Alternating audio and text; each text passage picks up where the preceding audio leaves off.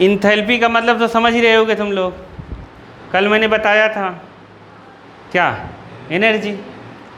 Energy है, tension नहीं लेना, केमिस्ट्री वाले ऐसे लिख देते हैं। देखो आयोनाइजेशन का मतलब आयंस में चेंज करने के लिए, क्या, आयंस में चेंज करने। मेटल है, मेटल से इलेक्ट्रॉन निकलता है मोस्टली, तो जब इलेक्ट्रॉन मेटल से निकलता है या हम निकालते हैं तो एक एनर्जी लगती है, वही होता है आयनाइजेशन इंथैल्पी।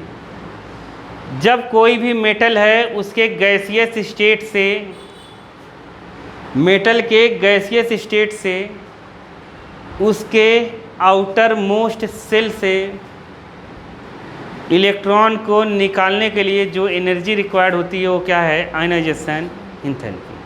तो तुम्हें आयनाइजेशन इंथैल्पी क्या है ये नहीं आएगा, समझ गए, क्योंकि 11th का टॉपिक है। तुम्हें आएगा किसकी ज़्यादा है किसकी कम है। तो हिंदी इंग्लिश जैसे समझ में आ रहा है लिख लो, लिख लो कि आउटर मोस्ट सेल के इलेक्ट्रॉन को निकालने के लिए जिस एनर्जी की ज़रूरत पड़ती है वो है आयनाइजेशन इंथैल्पी। लेकिन एटम होना चाहिए गैसियस स्टेट में। कैसा होना चाहिए, गैसियस स्टेट में। ये पूरा सही तरीके से डेफिनेशन है। बाकी बहुत लोग गैसियस स्टेट नहीं लिखते तो कोई दिक्कत है नहीं, लेकिन गैसियस स्टेट में ही माना जाता है। आया कि नहीं आया, मैं क्या बोला, नहीं आया, आ गया, समझे कि नहीं समझे। थर्मोडायनेमिक्स जब हम पढ़ते हैं तो जब रिएक्शन करवाते हैं तो एटम रहता है, कोई भी एटम रहता है तो उसको गैसियस स्टेट में ले जाते हैं। कहाँ ले जाते थे, तब उसको इलेक्ट्रॉन देते थे या फिर क्या करते थे, लेते थे। 11th क्लास में हम पढ़ते थे। तो इलेक्ट्रॉन गैसियस स्टेट, और इलेक्ट्रॉन हमेशा आउटर मोस्ट सेल वाला ही निकलता है। कौन सा, क्योंकि वही रिएक्शन में पार्टिसिपेट करता है। हिंदी में लिख लिया करो, कोई दिक्कत नहीं है, ये नहीं आएगा पेपर में, लेकिन तुम्हें पता रहना चाहिए ये क्या है, आयनाइजेशन इंथैल्पी क्या है। कोई भी एटम है, बात को समझो एकदम अच्छे से, जब तक तुम समझोगे नहीं ना मज़ा आएगा ही नहीं पढ़ने में। आयनाइजेशन इंथैल्पी और जीवन भर ये तकलीफ़ देगा। जैसे एटम होता है, ये बोर वाला मॉडल बना रहे हैं हम, तो ये न्यूक्लियस है, न्यूक्लियस के चारों तरफ क्या घूमता है, इलेक्ट्रॉन। तो इलेक्ट्रॉन, बाहर वाला ही इलेक्ट्रॉन रिएक्शन में पार्टिसिपेट करता है, ऐसा कहा जाता था। अब ये इलेक्ट्रॉन, ये अगर एटम को रिएक्शन करना है तो मानते हैं कि गैसियस स्टेट में आना चाहिए। गैसियस स्टेट में आएगा तो ये एटम या तो इलेक्ट्रॉन देगा या लेगा या साझा करेगा, कुछ ऐसा करेगा। तो अगर ये गैसियस स्टेट में है, इससे इलेक्ट्रॉन अपने को निकालना है, तो इलेक्ट्रॉन निकालने के लिए कुछ न कुछ एनर्जी की रिक्वायरमेंट होगी। समझ गए, एटम गैसियस स्टेट, वो भी केवल आउटर मोस्ट सेल का ही इलेक्ट्रॉन निकलेगा। तो जिस एनर्जी की रिक्वायरमेंट होती है वो क्या है, आयनाइजेशन इंथैल्पी। नहीं आया क्या समझ में, नहीं समझे, आ गया ना। अब समझना, पहले हम लोग ये डी का नहीं पढ़ते हैं, पहले हम कुछ और पढ़ाता हूँ मैं तुम्हें, ध्यान से इधर देखो। जैसे देखो सोडियम है, क्या है, और इधर पोटेशियम है। सोडियम पोटेशियम है, कौन बड़ा है, कौन बड़ा है, पोटेशियम। तुक्का मार दिया, पोटेशियम बड़ा है। अब ध्यान से सुनो, इधर देखो, अगर ये न्यूक्लियस है, ये इलेक्ट्रॉन यहाँ पर है, तो ये है क्यों यहाँ पर,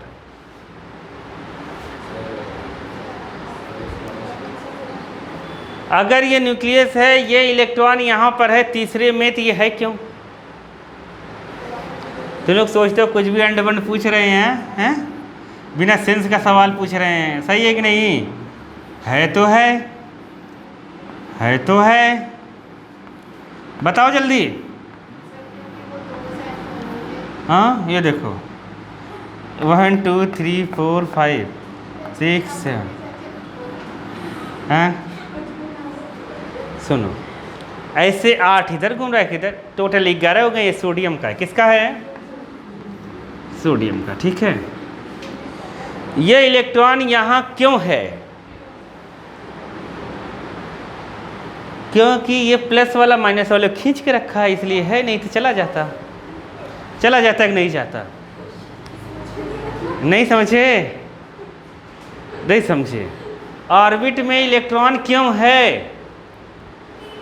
क्योंकि अट्रैक्शन फोर्स कोई खींच के रखेगा तभी तो वहाँ रुका होगा, नहीं तो कैसे रुकेगा? इस ऑर्बिट में कैसे घूम रहा होगा? यहाँ घूम बाहर चला जाता कि नहीं चला जाता। तो अब ये है 3 सेल हैं इसमें। ऐसे ही पोटेशियम में कितने सेल होंगे? कॉन्सेप्ट समझना, अगर तुमने कॉन्सेप्ट समझ लिया तो आयनाइजेशन एंथैल्पी तो ऐसे ही कर दोगे। तो ये है, इसकी साइज बड़ी है। अच्छा 3 ही हुए हैं, ये भी एक और बना दो 4। नहीं समझे? इसकी साइज बड़ी हो गई, इसमें इलेक्ट्रॉन सोडियम पोटेशियम में यहाँ घूमेगा चौथे में। नहीं समझे? तो इसकी यहाँ से अट्रैक्शन फोर्स यहाँ कम होगा क्योंकि यहाँ शिल्डिंग इफेक्ट भी ज़्यादा होगा, इसमें इलेक्ट्रॉन बहुत ज़्यादा है, मतलब शिल्डिंग इफेक्ट कम होगा। समझ गए कि नहीं? ये इसको प्रोटेक्ट करेगा, किसको? न्यूक्लियस इसको खींचेगा, ये सब इलेक्ट्रॉन इसको आने नहीं देंगे, ये इसको ठेलेंगे। तो मतलब यहाँ से रिपल्सन कम हो गया है, मतलब यहाँ से अट्रैक्शन इसका कम हो गया, यहाँ से रिपल्सन ज़्यादा हो गया, मतलब ये आसानी से निकल सकता है। इलेक्ट्रॉन, ये अंदर वाले इलेक्ट्रॉन ने इसको आने नहीं देते, ये भी काम करते हैं। किसको? ये खींचता है लेकिन उतनी तेज़ी से नहीं खींच पाता जितनी तेज़ी से इसको प्रभाव इसका दिखना चाहिए, क्योंकि अंदर वाले जो इलेक्ट्रॉन हैं ना वो उसको क्या करते हैं? रिपेल करेंगे। अंदर जो सेल में सब इलेक्ट्रॉन भरे हैं वो माइनस माइनस एक दूसरे को रिपेल करेंगे, और ये खींचना चाहता है तो ये उतनी तेज़ी से पावर अपनी नहीं दिखा पाता जितना उसको दिखाना चाहिए, ये कम कर देता है। तो यही जो इलेक्ट्रॉन को इधर आने से जो ये रोकता है ना, जो इफेक्ट शो करता है, तो उसी को कहते हैं स्क्रीनिंग इफेक्ट या फिर क्या? Shielding effect. नहीं समझ पाए क्या? शील्डिंग इफेक्ट मतलब आउटर मोस्ट सेल के इलेक्ट्रॉन को, आउटर मोस्ट सेल के इलेक्ट्रॉन को न्यूक्लियस से कौन शील्ड करता है? इनर सेल का इलेक्ट्रॉन। कौन शील्ड करता है? इनर सेल का इलेक्ट्रॉन। मतलब ये तो दम लगा के खींचता है लेकिन ये रिपेल करने लगते। नहीं आया क्या समझ में? आया? लेकिन अट्रैक्शन ज़्यादा है, याद करो, अट्रैक्शन अब भी ज़्यादा है, क्योंकि अगर अट्रैक्शन ज़्यादा नहीं होता तो ये ठेल नहीं देते, ये बाहर भाग जाता। अट्रैक्शन अब भी ज़्यादा, लेकिन उतना नहीं लग पा रहा है जितना लगना चाहिए, इसके इफेक्ट को कम कर रहा है, तो वो शील्डिंग इफेक्ट है। उससे अपने नहीं है तो जानकारी प्लस है, ऐसे ही मैंने बता दिया। मुद्दे की बात ये है कि यहाँ मतलब फोर्स कम लग रहा है, सीधी बात ये हो गया, साइज बड़ी है, यहाँ फोर्स ज़्यादा लग रहा है, तो इलेक्ट्रॉन को निकालने में आसानी किस में होगी? पोटेशियम में होगी कि नहीं होगी? इसका क्या होगा? इसमें ज़्यादा लगानी पड़ेगी एनर्जी, इसमें कम लगानी पड़ेगी, जिसमें अट्रैक्शन ज़्यादा एनर्जी ज़्यादा लगानी पड़ेगी, तो इसकी आयनाइजेशन एंथैल्पी ज़्यादा होगी, इसकी आयनाइजेशन एंथैल्पी ज़्यादा होगी। साइज जिसकी छोटी रहेगी आयनाइजेशन एंथैल्पी क्या होगी? वो न्यूक्लियस के पास रहेगा ना, तो अट्रैक्ट करेगा न्यूक्लियस इसको। नहीं समझे क्या? समझ गए? नहीं समझे? तो बाहर वाले इलेक्ट्रॉन को गैसियस स्टेट में एटम से बाहर वाले इलेक्ट्रॉन को, आउटर मोस्ट सेल इलेक्ट्रॉन को निकालने के लिए जो एनर्जी लगती है वो क्या होती है? Ionization enthalpy. अब आयनाइजेशन एंथैल्पी 2 चीज़ों पर डिपेंड करे, एक तो साइज पे हो गया, साइज समझ गए, जितना बड़ा साइज रहेगा आयनाइजेशन एंथैल्पी उतनी कम रहेगी। अरे साइज बड़ा रहेगा तो बल्कि न्यूक्लियस है, साइज बड़ा है तो इलेक्ट्रॉन दूर हो गया ना, दूर हो गया, कम फोर्स लग रहा है तो आसानी से निकाल सकते हैं ना उसको। नहीं आया? नहीं आया था, उल्टा समझ रही हो क्या? अब आ गया कि नहीं? नहीं आया। जितना ज़्यादा अट्रैक्शन होगा उतना ज़्यादा फोर्स लगा के अपने को इलेक्ट्रॉन को निकालना पड़ेगा। आया कि नहीं आया? दूसरा हो गया उसके स्टेबिलिटी पे डिपेंड करता है। किस पर? स्टेबिलिटी पे डिपेंड करता है। ध्यान से सुन लो, पहले तो साइज पे डिपेंड करेगा आयनाइजेशन, दूसरा उसके स्टेबिलिटी पे, वो कितना स्टेबल है। तो जैसे देखो इनर्ट गैसेस जैसे हैं उससे इलेक्ट्रॉन निकालना बहुत ही दिक्कत है क्योंकि वो पहले से स्टेबल है। ऐसे ही डी ब्लॉक में जितने स्टेबल हैं, डी ब्लॉक में एक हाफ फील्ड सबसे ज़्यादा स्टेबल होगा, दूसरा फुल फील्ड। जैसे जिंक से कहे इलेक्ट्रॉन निकालने का, जिंक का आयनाइजेशन एंथैल्पी जहाँ दिया होगा लपक के हाई होगा। क्या होगा? सबसे हाई। क्यों? क्योंकि जिंक में पूरा का पूरा D10 भरा है। डी क्या भरा है? 10 भरा है। उसमें से निकालने में क्या होगा? बहुत दिक्कत होगी। मैग्नीज है, क्या है? मैग्नीज में हाफ फील्ड है, क्या है? उससे भी निकालने में थोड़ा सा तकलीफ होगा, उसकी भी आयनाइजेशन एंथैल्पी क्या होगी? ज़्यादा होगी। तुम समझे कि नहीं समझे? नहीं समझे? हाँ, नहीं, वो तुम समझ रहे हैं। कॉपर में 10 होता है, लेकिन इलेक्ट्रॉन कहाँ से निकलता है? एस से। वो जल्दी दे देगा। वो क्या दे देगा? वो कंडीशन के ऊपर है। किसके ऊपर है? कंडीशन है। सुनो ध्यान से, मैं बताता हूँ, ध्यान से जैसे बताऊंगा ध्यान से सुनना, नहीं बहुत मारूंगा मैं। मैंने केवल कहा था इतना याद करना है। स्कैंडियम और क्या है? वनेडियम। ऐसे ऐसे लिखा हुआ है, मुझे तो याद नहीं रहता। तुम लोग याद है ना सब? हाँ चलो ठीक है। देखो ऐसे ऐसे है, जिंक तक ऐसे है कि नहीं है ना? याद होगा, ध्यान से समझने वाला। इधर भी ये याद ही होगा, कैडमियम और Sg ये सब, ठीक है। यहाँ 3 और याद रखने रहना, इधर का 2 और है ना, अरे बचा है ना, कॉपर Ag और क्या Au, और यहाँ पर क्या था? निकिल, क्या है? प्लेडियम, और क्या है? प्लेटिनम। समझ गए? याद है? अब ध्यान से समझो चीज़ों को। चले देखो, पढ़ना ही नहीं तुम लोगों को, केवल मस्ती करेंगे, आएगा कुछ नहीं। इधर देखो, जब ऐसे आएंगे हम, ध्यान से सुनो, जब नीचे आते हैं, नीचे तो सेल बढ़ता है। क्या बढ़ता है? इसलिए इनकी साइज बढ़ती है। क्या बढ़ती है? और साइज बढ़ेगी तो इलेक्ट्रॉन निकालने की टेंडेंसी उतना ज़्यादा हो जाएगा। इलेक्ट्रॉन निकलने का मेटेलिक कैरेक्टर बढ़ता है। क्या बढ़ता है? तो मतलब ऐसे आएंगे तो आयनाइजेशन एंथैल्पी क्या होगी? कम। आयनाइजेशन एंथैल्पी क्या होगी? कम। ऐसे में ये तो कॉन्सेप्ट क्लियर हो गया होगा। अब ऐसे में हम आते हैं, ऐसे में ionization enthalpy left to right बढ़ती है। लेफ्ट टू राइट क्या होती है? अब सवाल ये है कि बढ़ती क्यों है? ठीक है, सवाल ये है कि बढ़ता क्यों है। अब ध्यान से सुनना, इसका इलेक्ट्रॉनिक कॉन्फ़िगरेशन कितना है? क्योंकि पेपर में वो CBSE में आता है ऐसे अंदर घुस घुस के, लेकिन मैं तुम्हें बता रहा हूँ, कुछ भी दे देते हैं वो लोग बिना सेंस का सवाल। देखो इधर आता है, देखो इधर आएगा क्या? डायरेक्ट मैं कॉन्फ़िगरेशन लिखता हूँ। कितना लिखा था इसका? 4s2 3d1 ऐसा लिखा था। अरे लास्ट वाला जनरल इलेक्ट्रॉनिक कॉन्फ़िगरेशन, ये क्या है? अरे पूरा नहीं लिख रहा हूँ मैं, समझ गए ना? इसका कितना लिखा था? D2 3d2। इससे तुमने क्या सीखा? इससे तुमने क्या सीखा? इससे हम ये सीख रहे हैं कि देखो इसमें जो प्रोटॉन आया 21 है, इसका 22 है। इसमें न्यूक्लियस में, इसके न्यूक्लियस में ना 22 प्लस होगा। क्या होगा? इसके न्यूक्लियस में कितना होगा? 21 प्लस। समझ गए? जितना शेल इसमें होगा उतना शेल इसमें होगा। सेल थोड़ी बढ़ घट रहा है। इसमें अगर 4 सेल है तो इसमें भी कितने सेल हैं? 4। इलेक्ट्रॉन सेम सेल में भरा जा रहा है। सेम सेल में क्या हो रहा है? इलेक्ट्रॉन भरा जा रहा है।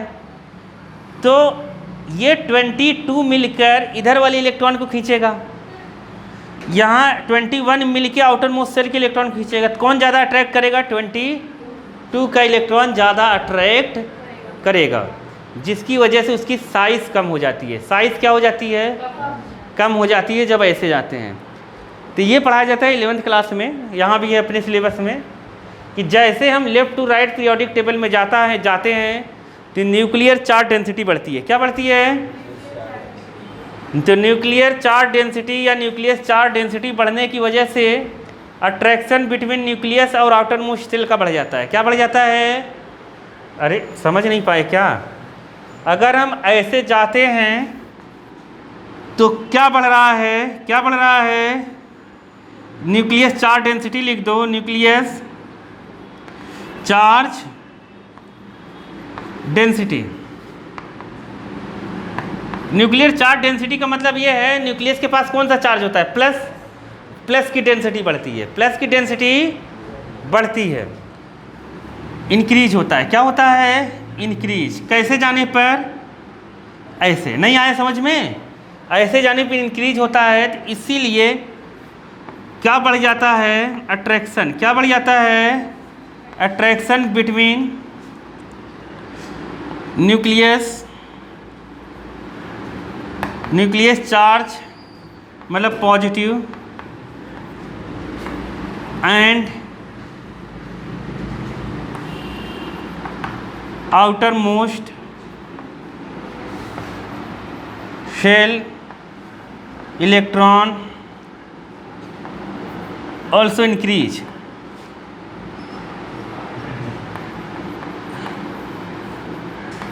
समझ गए? इंक्रीज हो जाता है।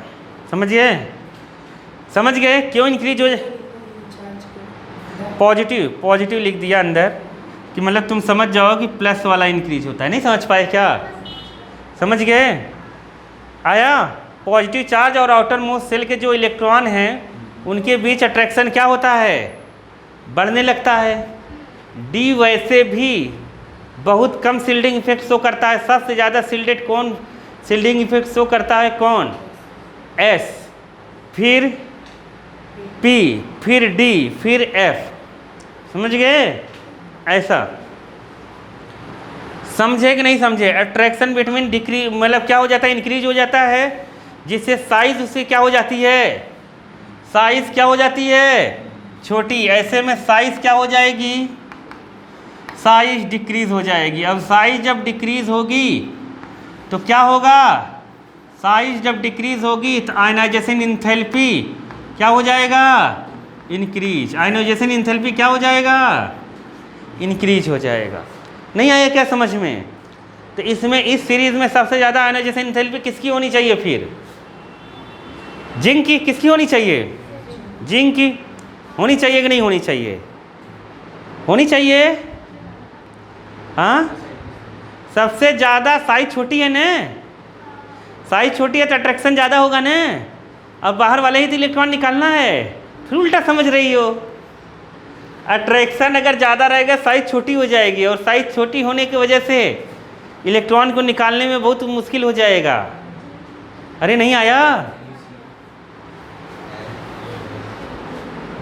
एंथैल्पी क्या होगी? इंक्रीज। और टॉप टू बॉटम क्या होगी? डिक्रीज, क्योंकि साइज बढ़ती है। कॉन्सेप्ट आ गया? अरे आया कि नहीं आया? आ गया ना? और एक थर्ड आयनाइजेशन इंथैल्पी, यहाँ डी में तो बहुत सारी आयनाइजेशन इंथैल्पी होती है, लेकिन याद करना, अब ध्यान से सुनना। हम लोग ये कॉन्सेप्ट समझ में आ गया? साइज वाली, साइज वाला आ गया ना? अब ध्यान से सुनना। फर्स्ट आयनाइजेशन इंथैल्पी, किसी की आयनाइजेशन इंथैल्पी के आई लिखते हैं। फर्स्ट आयनाइजेशन इंथैल्पी कम होती है, फिर जब उससे इलेक्ट्रॉन निकल जाता है ना, साइज धीरे धीरे छोटी होती है। जितना चार्ज बढ़ेगा ना उतना उसकी साइज़ क्या होगी? छोटी। देखो जैसे एक कोई एटम है, इससे तुमने इलेक्ट्रॉन जब एक निकाल दोगे ना तो बनेगा क्या? ए प्लस। क्या बनेगा? ए प्लस। इलेक्ट्रॉन निकल गया तो इसमें एक लगी होगी क्या? Ionization enthalpy. वो होगी पहली। वो होगी क्या? पहली आयनाइजेशन इंथैल्पी। नहीं आया? फिर से अगर हम इलेक्ट्रॉन निकालें इससे, समझ गए? तब आयनाइजेशन इंथैल्पी क्या होगा? दूसरी। इसकी साइज हमेशा इससे छोटी रहेगी। क्या रहेगी? छोटी। किसकी साइज? ए प्लस की। समझ गए कि नहीं? साइज जो है, अब ध्यान से सुनना नहीं है, बस खिसनुपुरी करो। कहते केमिस्ट्री नहीं आती, इसीलिए केमिस्ट्री नहीं आती है क्योंकि बच्चे खिसनुपुरी कर रहे हैं यहाँ पर बैठकर। देखो ये आया समझ में? अब फिर से इलेक्ट्रॉन निकलेगा, फिर से ये हो जाएगा 2 प्लस, तो इसकी साइज और छोटी हो गई। तो बताओ आयनाइजेशन इंथैल्पी कौन सी ज़्यादा होगी? अगर एक इलेक्ट्रॉन और निकालते हैं हम लोग, इससे भी एक इलेक्ट्रॉन निकालते हैं, तो ionization enthalpy third, A3 plus. नहीं आया समझ में? आया? तो कौन सी आयनाइजेशन एंथैल्पी सबसे ज़्यादा होगी? इसकी साइज सबसे छोटी है, तो इससे इलेक्ट्रॉन निकालने में सबसे कठिनाई होगी। नहीं आया समझ में?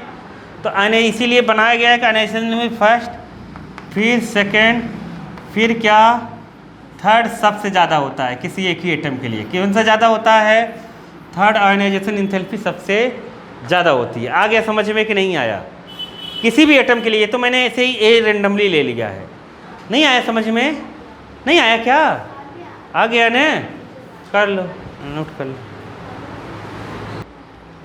कहानी डी में कभी कभी, जैसे डी में 10 हो गया, ये पूरा भरा है, अगर इससे अपने को इलेक्ट्रॉन निकालना है ना तो बहुत ज़्यादा होगी। बताओ, एक में डी, किसी एलिमेंट में डी, ए में D10 है, बी में D9 है, और सी में क्या है? D11 लिख नहीं सकते, चिंता मत करो, D8 है, डी में 10 तक ही भर सकते हैं। नहीं है समझें? किसकी आयनाइजेशन एंथैल्पी ज़्यादा होगी? सबकी, इसकी, क्योंकि इसमें D10 फुल भरा है, ये ज़्यादा स्टेबल होगा। क्या होगा? ज़्यादा स्टेबल होगा। आया समझ में कि नहीं आया? आ गया? आ गया ना? डी में क्या है? एक और चीज़ पढ़ाया जाता है, T2G EG2, ये जो पढ़ाया जाता है वो आगे वाले से पढ़ाया जाएगा, वो भी आएगा, वो केवल क्रोमियम में लगता है, तो वो भी मैं बताऊंगा। D10 है ये। D5 का भी बहुत ज़्यादा होगा। किसका? D5 का। किसका? D5 का। देखोगे D5 में कितना रहेगा? D5 किस में है? मैग्नीज में, मैग्नीज 2+ में, मैग्नीज 2+ में D5 है। मैग्नीज D2+ में क्या है? D5। अब इसकी थर्ड आयनाइजेशन एंथैल्पी गजब की होगी, मतलब बहुत ज़्यादा होगी, क्योंकि ये हो गया ना, ये देखो पहला इलेक्ट्रॉन निकला होगा फर्स्ट आयनाइजेशन एंथैल्पी, दूसरा निकला होगा सेकंड आयनाइजेशन एंथैल्पी। अब इससे जब निकलेगा तो कौन सा निकलेगा? तीसरा। इसमें डी में 5 बचा होगा, क्योंकि एस के 2 निकल गए होंगे, एस के 2 निकल गए होंगे। स्टोरी समझ में नहीं आ रही तुम लोगों की? नहीं आ रही ना? चलो क्रोमियम का देखते हैं। किसका? क्रोमियम का। क्रोमियम का होता है लास्ट में 3D10 4S1, ठीक है। मैग्नीज का होता है 3D5 10 नहीं होता यहाँ पर कितना होता है? 5। कितना होता है? 5 ही होता है इसका, ठीक है। यहाँ पर 5 4S2। समझ गए? अब देखो ध्यान से सुनना, ध्यान से सुनना। अगर इसको समझ गए सारे कॉन्सेप्ट समझ जाओगे तो ये सही है, यही होता है। अरे यही होता है ना? हाँ। तो अब देखो, कभी भी तुम्हें दिक्कत होने लगे कि इलेक्ट्रॉनिक कन्फिग्रेशन हम कैसे करें, तो एक रत्ती का डरना नहीं है वाला। जैसे आयरन हो गया, मैंने कहा था एटॉमिक नंबर याद कर लेना। आयरन का कितना होता है? 26। कितना होता है? 26। अरे डी में बस 6 भर दो, खत्म। डी में क्या भरना है? डी में 6 ही रहेगा। जो ये 20 के ऊपर है ना वो डी में ही रहेगा। कहाँ रहेगा? डी में, बस खत्म। नहीं आया? जैसे निकल का कितना होता है? 28। कितना होता है? तुम्हें कुछ नहीं करना है, डी में क्या भर देना है? 8।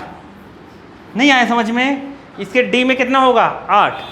आया समझ में कि नहीं आया? याद हो गया? याद हुआ? कॉपर तो एक्सेप्शन है। कॉपर क्या है? एक्सेप्शन है। कॉपर में डी में 10 होता है। डी में क्या होता है? उसे डी में तो कॉपर 29 पे है, डी में 9 होता है। अब बाउ प्रिंसिपल से समझ गए ना? समझ गए? तो यहाँ पर क्या हो जाएगा? D10 हो जाएगा, वो एक्सेप्शन की वजह से। आया समझ में कि नहीं आया? कुछ आ गया यहाँ तक? अब ध्यान से सुनना, कॉन्सेप्ट को समझो। केवल कॉन्सेप्ट समझ गए तो आ गया। तो चलें, देखो इधर देखो बाबा। अगर बालक हम फर्स्ट आयनाइजेशन एंथैल्पी निकालो, क्या निकाले? फर्स्ट आयनाइजेशन एंथैल्पी निकाले, तो यहाँ से एक इलेक्ट्रॉन निकलेगा, यहाँ से एक इलेक्ट्रॉन निकलेगा, निकल गया। सेकेंड आयनाइजेशन, बताओ साइज किसकी बड़ी है? साइज किसकी बड़ी है? क्रोमियम के बाद मैग्नीज आता है। क्रोमियम के बाद तुम लोग को टेबल खोलो, अब टेबल की ज़रूरत हो गई। वो बुक में टेबल दिया है ना? बुक में बुक, अरे यही जो मैं कह रहा था, जब खुलवाऊंगा तब खोलना। ये नहीं आया? बुक में देखो, वहाँ पर लिखा है आयनाइजेशन एंथैल्पी, लिखा है। देखो डेल्टा H लिखा है, माइनस लिखा है, ये फर्स्ट लिखा है, फर्स्ट लिखा है ना। देखो ऐसे बढ़ ही रहा है, फर्स्ट पूरा ऐसे सीरीज में बढ़ रहा है कि नहीं बढ़ रहा है? अरे नहीं समझे, बढ़ रहा है ना? अरे नहीं समझे क्या? मतलब स्टेपली बढ़ ही रहा है मान लेते हैं। आया कि नहीं आया समझ में? तो नहीं समझे, समझ गए? नहीं समझे। देखो पहले का कितना है 631, 656, ये स्टेपली वनेडियम है, क्या है? वनेडियम का कितना दिया है 650, फिर 653, समझ गया? फिर मैग्नीज का कितना दिया है 717, फिर उसके बाद क्या है 62, 758, यहाँ कितना है? ये थोड़ा सा कम ज़्यादा हो रहा है, थोड़ा सा क्या हो रहा है? ये किसकी वजह से हो रहा है? किसकी वजह से हो रहा होगा? अनपेयर्ड इलेक्ट्रॉन की वजह से। किसकी वजह से? अनपेयर्ड इलेक्ट्रॉन जो है उसमें न और साइज की वजह से। तुम उसको अगर छोड़ दो तो उसके नीचे आओ, उसके कहाँ आओ? नीचे।